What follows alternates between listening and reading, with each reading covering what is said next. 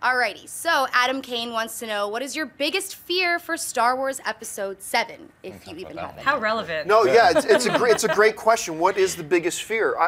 You know, it's hard because there's so much enthusiasm going into this. I mean, look, everybody knows I literally light candles and worship at the altar of George Lucas. I mean, I'm completely dismayed with what he did with the prequels, yes, but he's still a grand genius.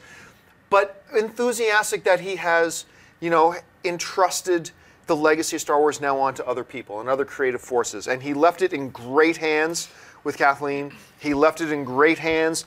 They got JJ, who you know honors what the original stuff all represented. I think the cast is solid.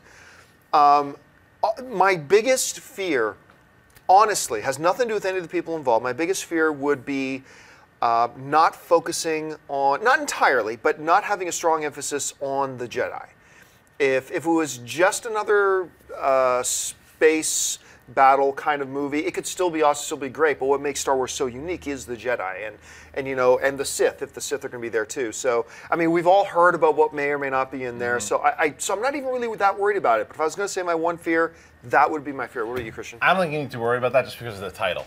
I agree. Yeah, I agree. But I understand if it comes, and if it is, if there is a lower focus of the Jedi, it'll probably just be in 7, and then more as 8 and 9 come in, you probably get a stronger feel on it. But for me, it's not. I'm just worried about it. We're too much greatest hits.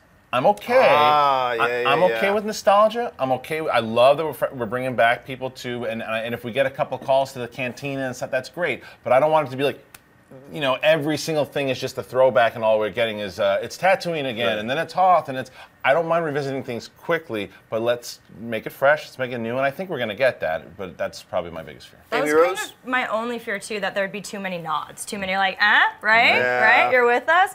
But like that doesn't outweigh my excitement because again, you just mentioned all the amazing players connected to this universe, and I have faith in this. We're ready for it. They know that, you know, we know a lot of you guys like the prequels out there, but a lot of us didn't, and they know that because that was kind of, you know, universal, that most people were disappointed. It didn't capture that nostalgia that the original saga did for all of us. It's cemented in cinema history. The prequels are not, you know? So that's my only thing. Too many like wink winks. But again, I think they're gonna nail it, especially bringing back some of the goodies like Harrison and stuff.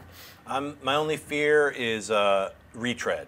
I'm afraid that they're going to just basically mask Star Wars with the same exact. It's going to be Star Wars. Like there's a new Death Star. It's basically going to hit all those plot points again, which happens in a lot of movies, sequels especially. They're like just change this guy's name and change this area, and then you know it's basically retelling the same story. So that's my only fear. I think you know that the Sith and Jedi are going to be well represented. The Force Awakens.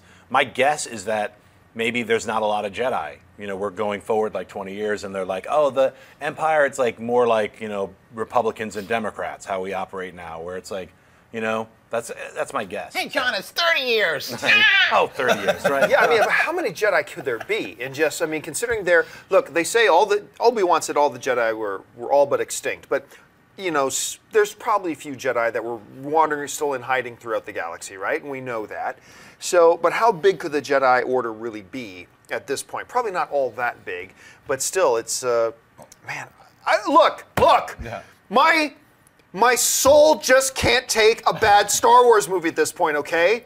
I am probably going to curl up like a baby and cry if it's bad. It's funny you say that, too, because and I'm glad we're all seeing it, the first trailer together on Friday, because the tone of the movie, you'll see it in 88 seconds, 15 seconds. You'll see from the certain shots. So, because even if you go back and you watch the Phantom Menace trailer, which is a great trailer, the first trailer, the tone is the same tone that you saw in that movie. It's the same, the way it's shot.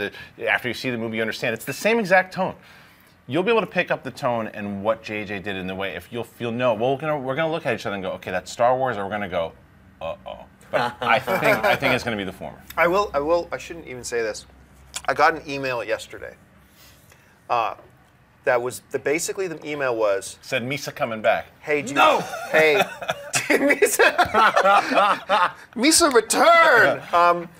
It was basically, do you want to come see the trailer? And I said no. Yeah. Because I want to see it in a theater. The first time I see this bloody trailer. I want it to be on a big screen, and I want it to be with you guys. So it's going to be a Well, lot of I fun. would have accepted, so. Oh, you weren't here when we made the plans. Amy Rose, you want to come? You can come. No, I'm saying to see it earlier. Oh, Disney. no, I can't do it. Hey everyone, if you liked this video, click that thumbs up button and make sure to subscribe to our AMC Movie News YouTube channel.